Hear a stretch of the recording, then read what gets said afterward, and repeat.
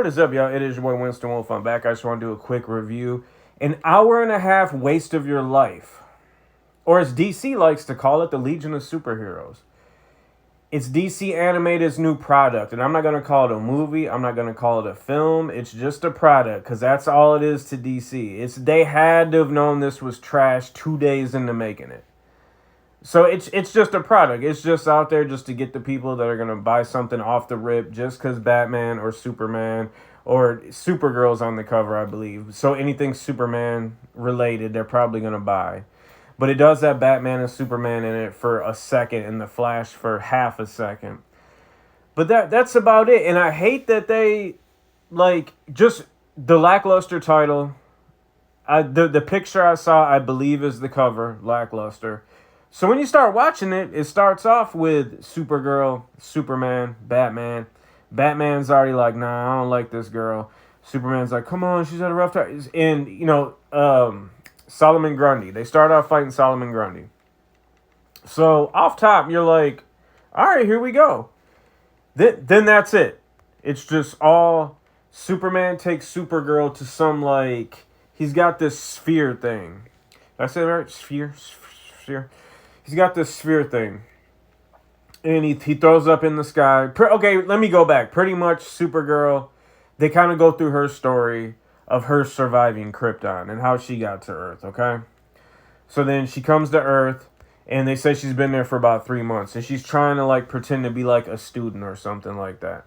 So Solomon Grundy starts tearing up the city of whatever school she's at. I don't know, Metropolis U or whatever. So she jumps out, starts fighting with him. Then Superman and Batman show up, and they're the pros, and they put him down. And she's all reckless, destroys some dude's apartment building while she was trying to fight Solomon Grundy. And she just don't really care. She's like, hey, this guy's like, hey, you destroyed my home. And she's like, well, why don't you just get some of your servant robots to rebuild it? She don't know. And Batman is like, okay, this is just, I don't like her. It's too dangerous. On top of that, she doesn't care. She doesn't care about destroying people's stuff. She doesn't care about innocent people. It's everyone else's fault but hers. So Superman takes her. He's like, come on, we need to talk. So he gets a sphere, and he, from the Fortress of Solitude, Fortress of Solitude. I can't even talk. But he throws it up in the air, and it's like a time portal, but it's to a specific part in time and time, part in time, area in time. A specific time. So they go there, and it's way in the future. And there's, an academy, maybe, for superheroes? But there's a main group. It's called the Legion of Superheroes. And they're basically, 3 million years in the future, they're Justice League. And let me tell you, this is the most boring, they need a fashion consultant, something, because it's the suits in this hour and a half waste of time are terrible. The designs are terrible. When I was watching this, all I'm thinking is Eternals. You remember how lame their outfits were? And I don't care. You could say, oh, the story, the actor, the writing, the screenplay, whatever. If you have a superhero movie and there's superheroes that are previously known, that you grew up reading, watching the comic or watching the cartoons, playing the video games, playing with the toys, you want to see those costumes in live action. Can you imagine a Batman movie with just Bruce Wayne? Remember how lame it was in Batman Begins? When you're just sitting there waiting. You're like, all right, come on. And then they show the scene inspired from Batman Year One when Christian Bale just has the ski mask on and he puts the stapler to the back of Gordon's head. You're just like, all right, come on, I need a black rubber suit, okay? The biggest fetish in the world is everybody loves Batman's black suit, his black rubber suit. That's the one fetish we all have in common. Other people like latex. Other people like this. Other people want to dress up as animals and have sex with other people dressed up like animals. But we all love a black rubber suit with bat ears, okay? But that's what you want to see. So, and not any different in animated. There's no difference in it. You still want to see good suits, especially if it's from like when you watched what's the thing but Omni Man, Invincible. Wait, Invincible, Invincible, the Omni Man show. Like I think their costumes in that are really really generic, but I mean the violence, the story. You know that Omni Man is supposed to be Superman, so it's like your brain kind of fills in the blanks with stuff like that, and you just kind of accept it for what it is because you know what it is. You know that this is supposed to be the Justice League. This is so you give it a pass, but this when they're being serious about it, and these characters aren't parodies of other people, and they're not worried about any copyright infringement, and they're totally original and totally new, I demand more. Especially if you're talking about in the future. I really demand more. You can't tell me that they're like devolving fashion wise. I know in every futuristic movie, everybody like wears what's the movie Logan's Run. Everybody's wearing the same jumpsuit, all that kind of stuff. I don't care. I'll be long dead before that lame garbage happens. For now, for the most part, we're individuals. Did I say individuals wrong? And we're individuals. What the hell's going on? Am I having a stroke while I'm doing this? Good Lord.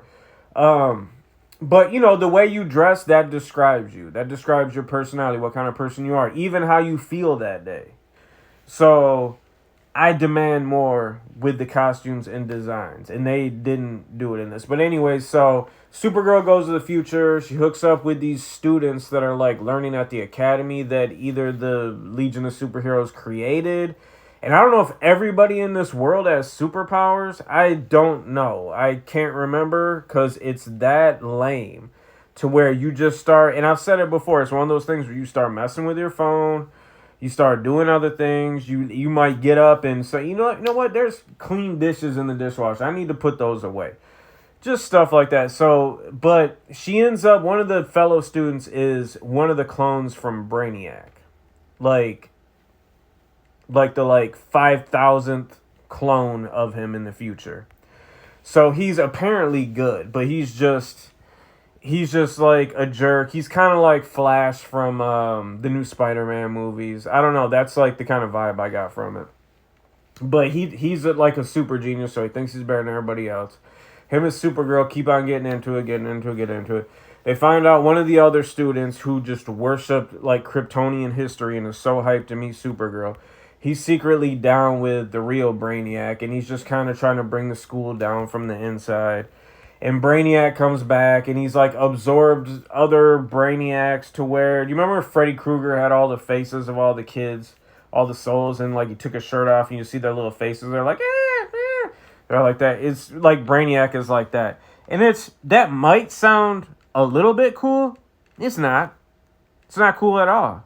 It's lame. The whole movie is lame. The whole movie sucks. You're sitting there waiting for Batman and Superman or even Flash to come back. But no, they don't come back. It's just a whole lame, boring story about Supergirl in the future with even lamer peoples. Yo, I am having a stroke.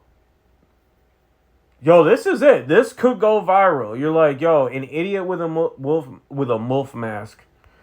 Woo!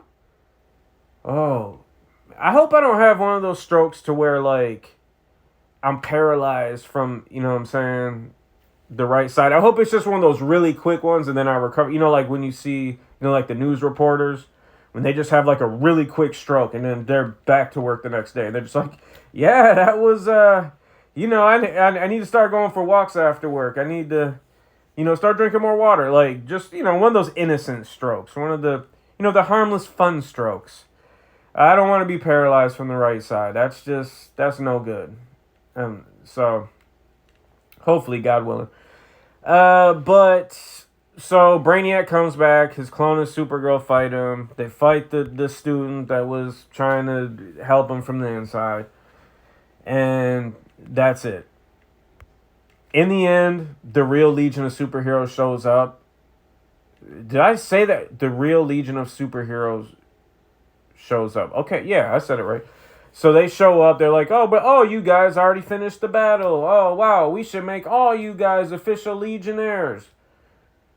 And then Supergirl kisses the Brainiac clone. So I guess they're kicking it now.